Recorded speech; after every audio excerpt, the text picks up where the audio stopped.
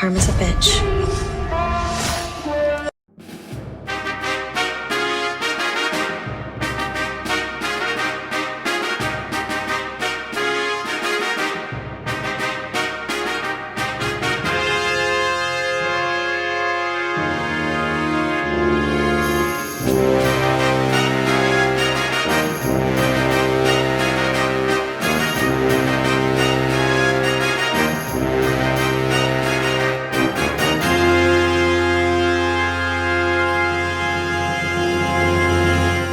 What's the point of just having a conversation with the people that already agree with you?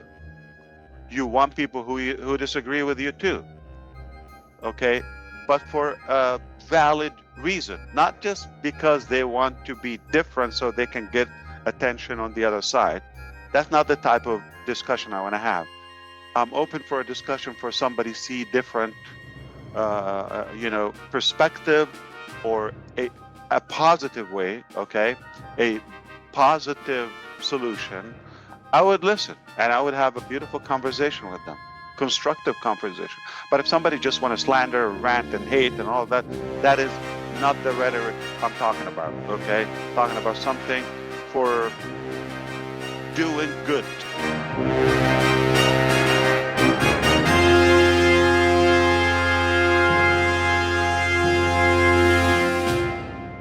Is it clear that you should not listen to anybody at the moment, and nobody represent Onpassive from the company side but Ash Mufareh at the moment? Is it clear? All across, all locations. Fantastic. Is it clear that we know the problem or what was causing the problem, that you sense there is a problem, that something's not right? I felt the same, but couldn't understand why is it not working the way we wanted.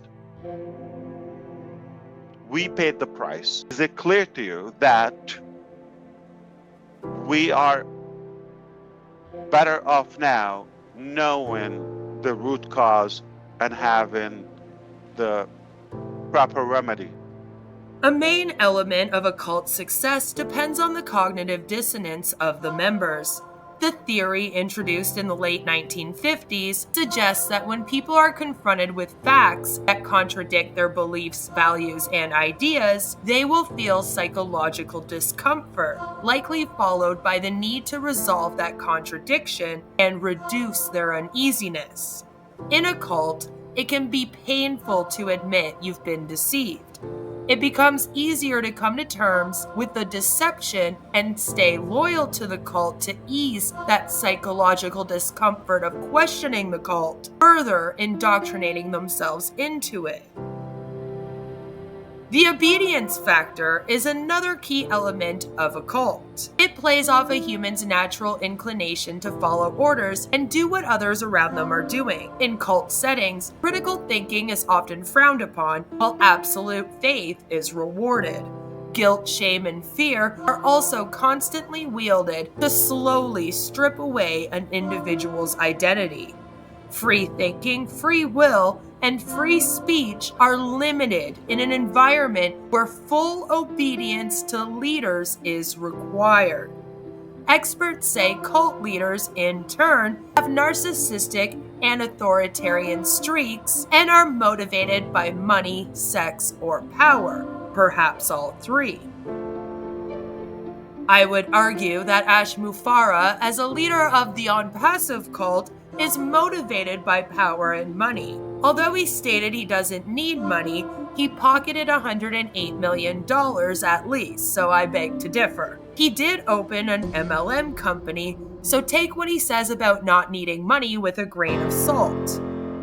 Lately, he has been solely focused on ensuring his followers do not listen to any information about Onpassive unless it comes from him. As you've just heard, Marty DeGarmo and other O founders have been echoing this without realizing that means we don't listen to them either.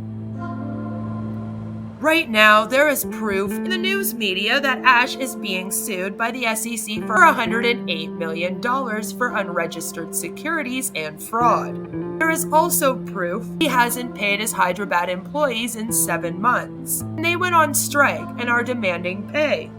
He has also told us he owes $3.4 million to AWS Amazon for their hosting services. It is fair to say this is the most negative press that Ash Mufareh and Onpassive have ever received. Of course, he does not want the O founders to see this information for what it really is. He wants to ensure he controls what they know about these situations and is desperately hoping they'll ignore anything else being spoken about.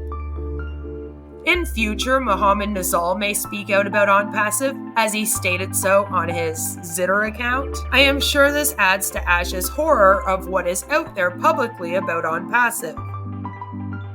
An email recently circulated stating the Dubai office was shutting down and employees from the office would be on unpaid leave as of July 31st, 2024. It appears this information was not supposed to be released publicly, and as I've stated, we only have an email that was circulating online as evidence posted by the recovering Hunbot on Zitter, as well as in several Facebook groups by others. Ash has not told the O founders that the Singapore office is no more. The website no longer lists the Onpassive offices. He is lying to you all. Information control is one of the first signs of being in a cult. By Ash Mufareh and his O founders promoting this behavior, they are telling O founders they are not intelligent enough to research and think for themselves. They are insulting each and every person in Onpassive and removing their right to make an educated decision about their membership in this elite secret tech club that will allegedly save all of humanity. If Onpassive was solely based on the sale of decent tech products and AI, or on its amazing ability to save all of humanity, you would be empowered to research it, see what the public has to say about it, and Ash would be confident you would still want to be a part of it with all this knowledge at your fingertips.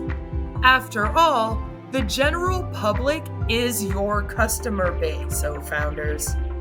Don't you want to know what we think of Onpassive and its products for real? Ash needs to control what you are told about Onpassive, what you think about Onpassive, what you say about Onpassive, and heck, even how you write the word Onpassive. And that's because this is a cult.